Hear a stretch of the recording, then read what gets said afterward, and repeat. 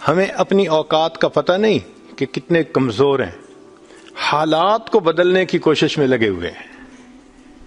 بھئی حالات کا بنانے والا، بھیجنے والا اللہ رب العزت ہے، وہ مغیر الاحوال ہیں، جب چاہتے ہیں حالات کو جیسا چاہتے ہیں بدل دیتے ہیں۔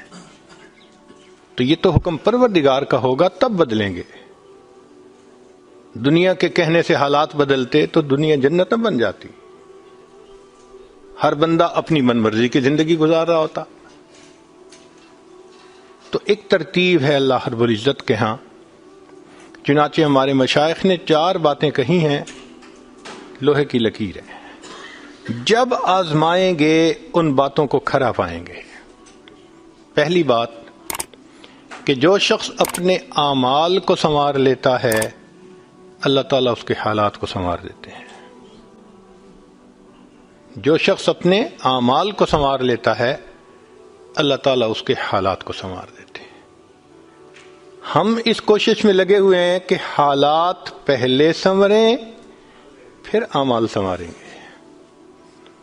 آپ بات کریں دوست سے، بھئی آپ مسجد میں نظر نہیں آتے، کچھ کاروباری حالات ٹھیک نہیں، ٹھیک ہو گئے تو میں مسجد میں آؤں گا۔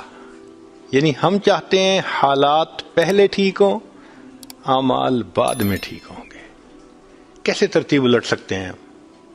چنانچہ جسے دیکھیے وہ اسی کوشش میں لگا ہوا ہے کہ پہلے حالات ٹھیک ہوں بعد میں اعمال ٹھیک کریں گے۔ تو ترتیب ہی الٹی ہم کرتے پھر رہے ہیں۔ اعمال کو جو شخص سنوار لیتا ہے اللہ تعالیٰ اس کے حالات کو سنوار دیتے ہیں۔ اعمال بگڑیں گے، حالات بگڑیں گے۔ جب کہا میں نے کہ یا اللہ تو میرا حال دیکھ، جب کہا میں نے کہ یا اللہ تو میرا حال دیکھ، حکم آیا میرے بندے نامہ اعمال دیکھ۔ ہم حالات کا تو شکوہ کرتے ہیں، اپنے عمل تو نہیں نہ دیکھتے۔ تو اعمال کو سنوارنے سے اللہ تعالی حالات کو سنوار دیتے ہیں۔ ہم اپنے اندر تقوی اور صبر و ضبط پیدا کریں، اللہ رب العزت ہر دور اور ہر زمانے میں تقوی اور صبر والے بندے کو فرش سے اٹھائیں گے، عرش کے اوپر بٹھائیں گے، تخت کے اوپر بٹھائیں گے۔ اب تقوی اور صبر کی طرف تو ہم آتے نہیں، چاہتے ہیں زندگی تو رہے جیسے ہم گزار رہے ہیں، حالات سیدھے ہو جائیں۔ کیسے حالات سیدھے ہو سکتے ہیں؟ سمپل سی مثال ہے کہ بجلی سے ایک مشین چلتی ہے، اب ایک بندہ مشین کو روکنا چاہتا ہے، ایک ہی ترتیب ہے کہ پیچھے سے بٹن بند کرو۔ آپ بٹن بند نہیں کریں گے، ہاتھ سے مشین کو پکڑ کے روکنے کی کوشش کریں گے، ہاتھ کٹوا بیٹھیں گے، سارا دن زور آزمائی کریں گے، مشین کہاں رکے گی؟ تو عقل مند بندہ مشین کو پکڑ کے نہیں کھڑا ہوتا، وہ سوئچ کو بند کرتا ہے۔ حالات کا سوئچ اللہ رب العزت کے ہاتھ میں ہے۔ تو ادھر رجوع کرنے کی بجائے کہ اے اللہ حالات کو ٹھیک کر دیجئے، ہم حالات کی مشین کے ساتھ کشتی کر رہے ہیں۔ کون ہمیں عقل مند کہے؟ تو پہلی بات، جو شخص اپنے اعمال کو ٹھیک کر لیتا ہے اللہ رب العزت اس کے حالات کو ٹھیک کر دیتے ہیں۔ دوسری بات، جو شخص اپنی آخرت کو سنوار لیتا ہے اللہ تعالیٰ اس کی دنیا کو سنوار دیتے ہیں۔ ہم پھر الٹے چاہتے ہیں کہ پہلے دنیا سنورے پھر ہم آخرت سنواریں گے، یہاں پھر ہم غلطی کرتے ہیں، دن رات دنیا سنوارنے میں لگے ہوئے ہیں، پزل بنی ہوئی ہے، ایک حصہ جوڑتے ہیں تو دوسرا ٹوٹتا ہے، وہ توڑتے ہیں تو پہلا ٹوٹتا ہے، ہر بندہ لگا ہوا ہے اسی کوشش میں۔ تو اللہ رب العزت کے ہاں ترتیب یہ ہے۔ اس کی مثال اگر دیکھنی ہو، صحابہ رضی اللہ عنہ کی مبارک زندگیوں کو دیکھیے، انہوں نے اپنی آخرت کو سنوارا، اللہ نے اس کے نتیجے میں ان کی دنیا کو سنوار دیا۔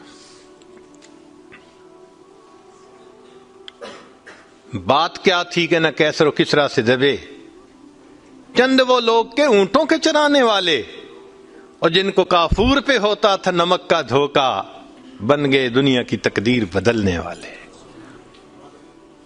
انہوں نے اپنی آخرت کو سنوارا، اللہ نے دنیا سنواری۔ کیسے؟ اطمینان، اتنا اطمینان کہ یمن سے جوان عورت چلتی ہے اور مدینہ طیبہ پہنچتی ہے اور پورے راستے میں کوئی اس کی طرف آنکھ اٹھا کر دیکھنے والا نہیں ہوتا۔ اللہ نے مال و دولت کے اتنے ڈھیر عطا کیے تھے۔ انس اللہ عنہ کہتے ہیں کہ میں لکڑی کاٹنے والے کلہاڑے سے سونے کی اینٹوں کو توڑا کرتا تھا۔ اب لکڑی کے کلہاڑے سے جو سونا ٹوٹے گا وہ تولوں میں اور گراموں میں تو نہیں نہ ہو سکتا۔ اللہ نے اتنی دولت ان کے قدموں میں ڈال دی تھی۔ بچہ پیدا ہوتا تھا، اس کا روزینہ متعین تھا۔ سیدنا عمر رضی اللہ عنہ نے ایک رات دیکھا، ایک عورت چھوٹے سے بچے کو روٹی کا ٹکڑا کھلانے کی کوشش کر رہی ہے، بچہ رو رہا ہے۔ پوچھا کیوں کر رہی ہو؟ کہنے لگی کہ امیر المومنین نے قانون بنایا ہوا ہے کہ جب بچہ دودھ چھوڑے گا پھر ہم بیت المال سے روزینہ متعین کریں گے، تو میں کوشش کر رہی ہوں۔ عمر رضی اللہ عنہ آئے، بہت روئے۔ صحابہ کہتے ہیں کہ اس دن فجر کی نماز پڑھائی، قرات کے اندر اتنا گریا اور بکا تھا کہ ہمیں سمجھنا مشکل ہو رہا تھا، اتنا رو رہے تھے۔ ہم حیران تھے آج امیر المومنین کو کیا ہوا۔ نماز پڑھانے کے بعد ممبر پر بیٹھے، عمر کے اوپر اللہ رحم کرے اس نے کتنے بچوں کی جان لی ہوگی۔ مقصد یہ تھا کہ میں نے جو یہ قانون بنایا تو کتنی ماؤں نے معصوم بچوں کے دودھ چھڑوائے ہوں گے اور وہ دودھ سے محروم ہوں گے میری وجہ سے۔ پھر اعلان فرمایا کوئی ماں بچے کو دودھ جلدی مت چھڑوائے، جس دن بچہ پیدا ہوگا اسی دن بیت المال سے وظیفہ متعین کر دیا جائے گا۔ آج سے 1400 سال پہلے ہے۔ تو انہوں نے اپنی آخرت کو سنوارا، رب کریم نے اس کے بدلے ان کی دنیا کو سنوار دیا۔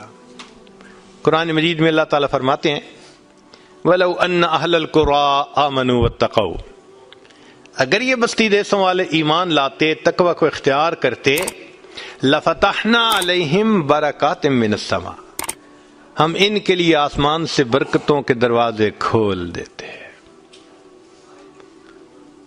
تو ترتیب یہی ہے کہ جو آخرت کو سنوارتا ہے، اس کوشش میں لگتا ہے، دنیا اس کا سایہ ہے۔ اللہ دنیا کو خود بخود سنوار دیتے ہیں، الگ سے